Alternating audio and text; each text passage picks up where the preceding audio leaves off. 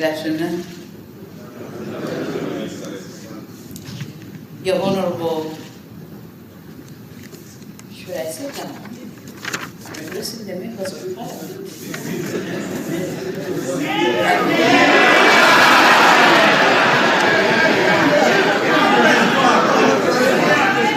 And I have to be seen, is it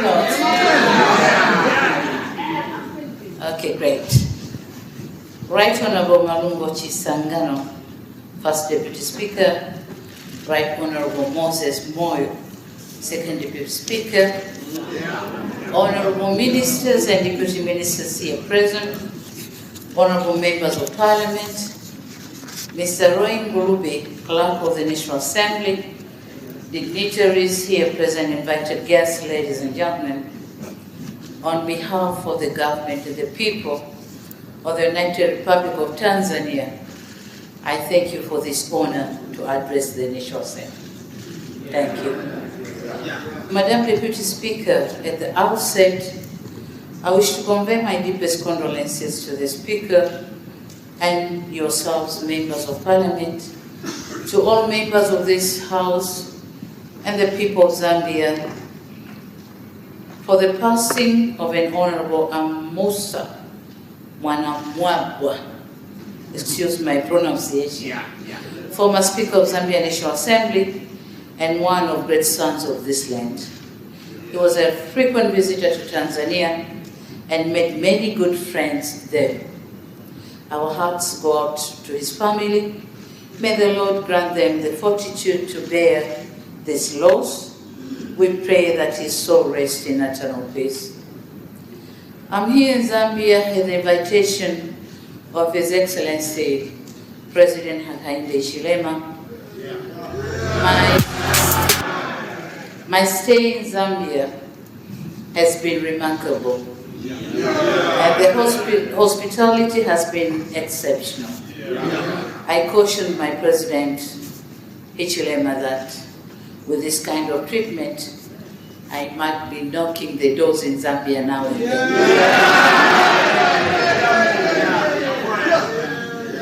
After all, to us, Zambia is also home. Madam Deputy Speaker,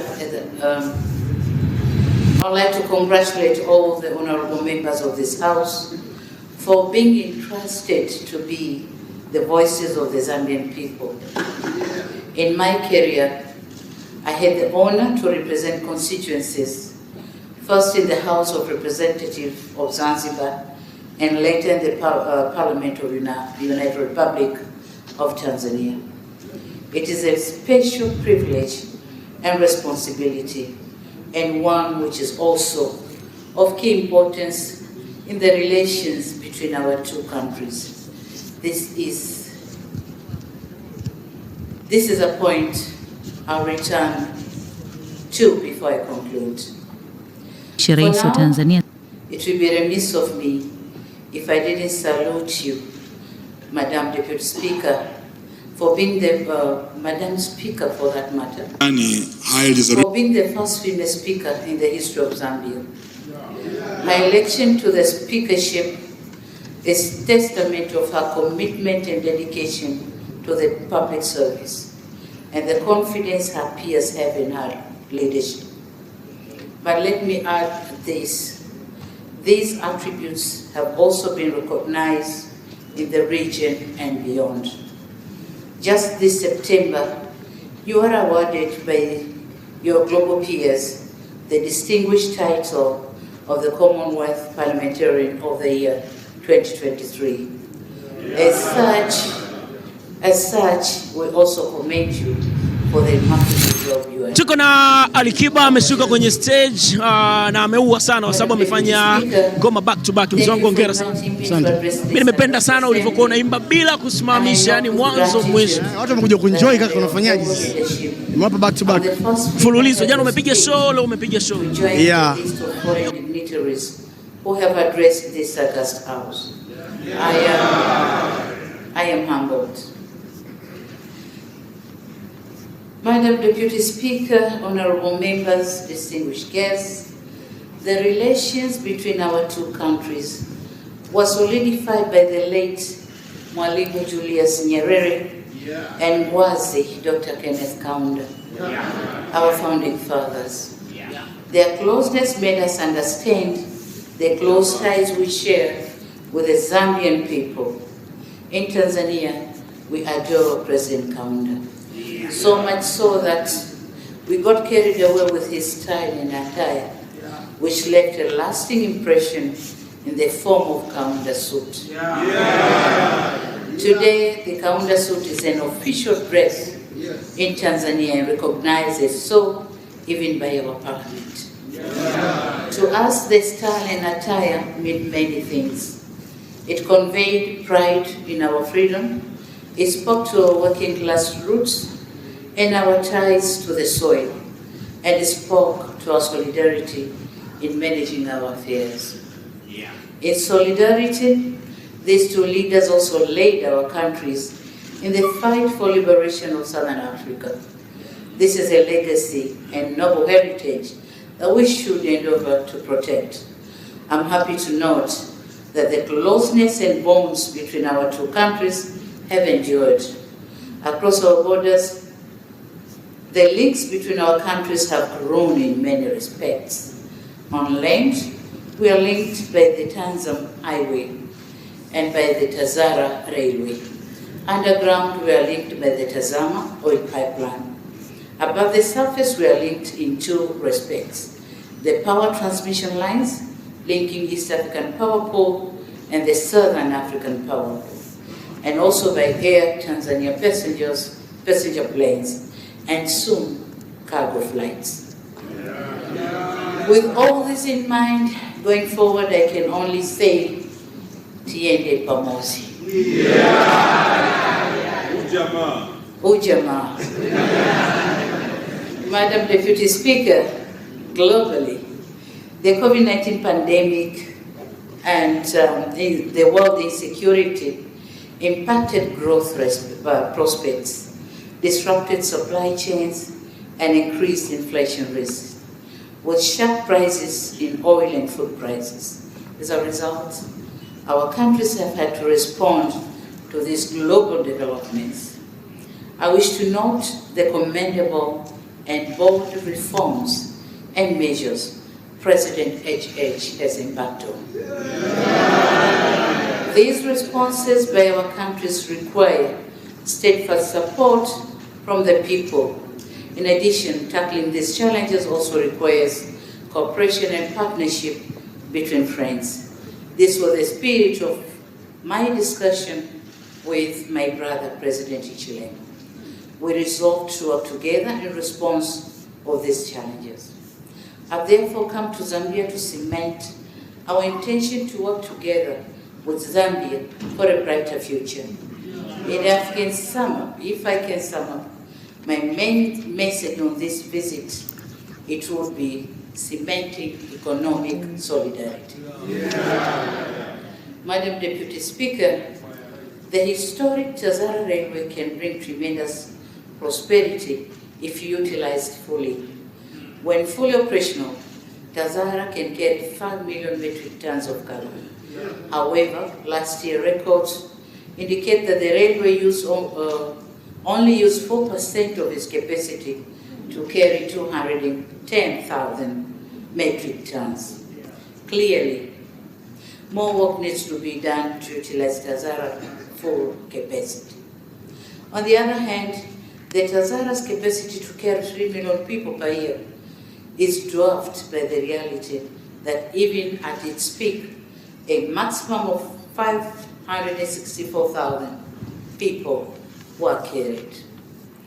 Our two governments are aware of the importance of Tazara to our economies.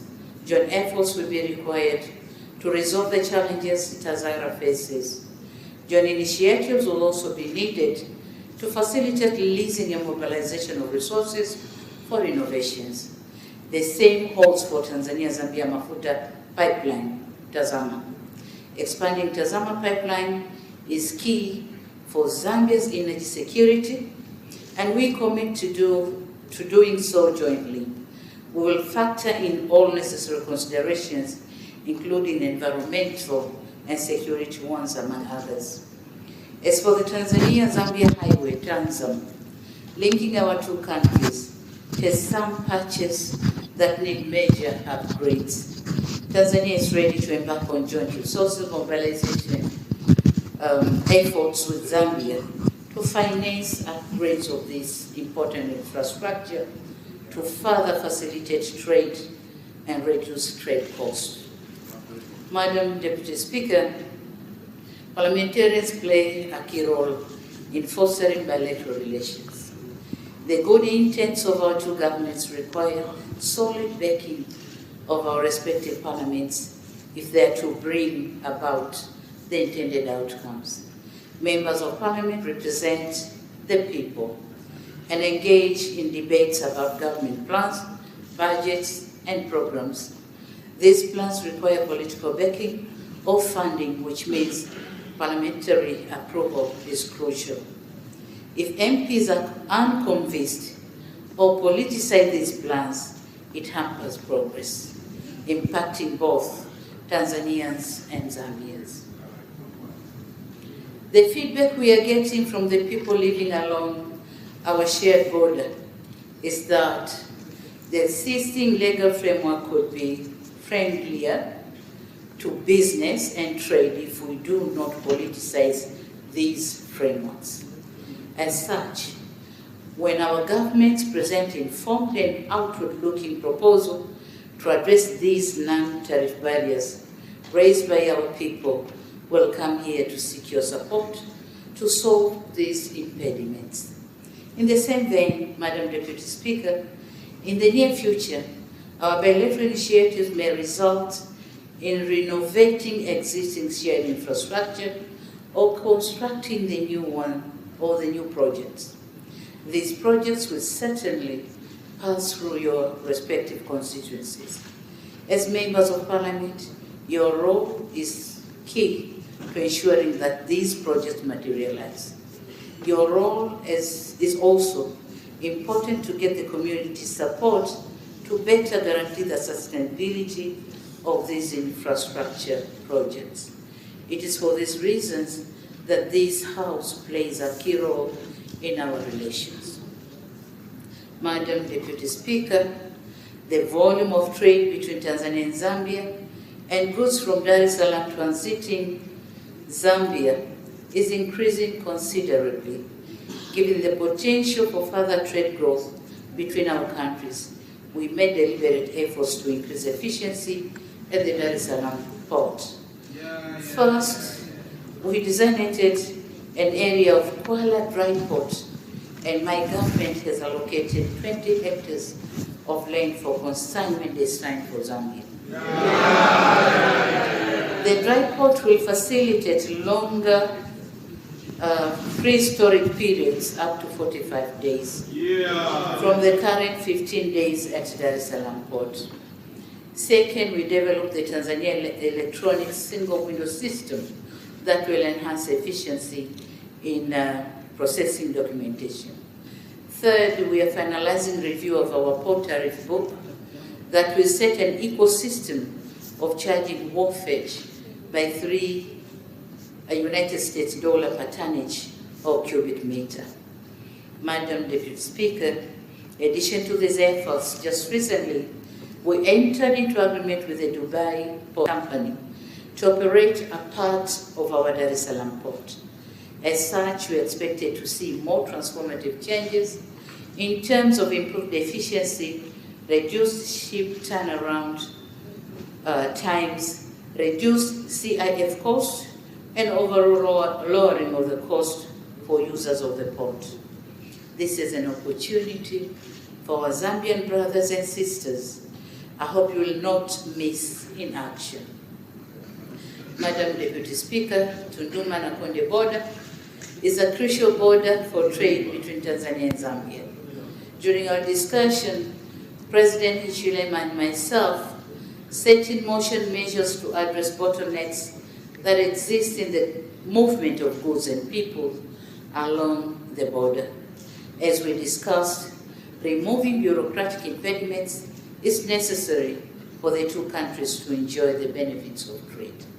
I'm also happy to inform this August Assembly that Tanzania is ready to support the construction of a new Kasesia-Zombe border or border post to ease the movement of people and goods.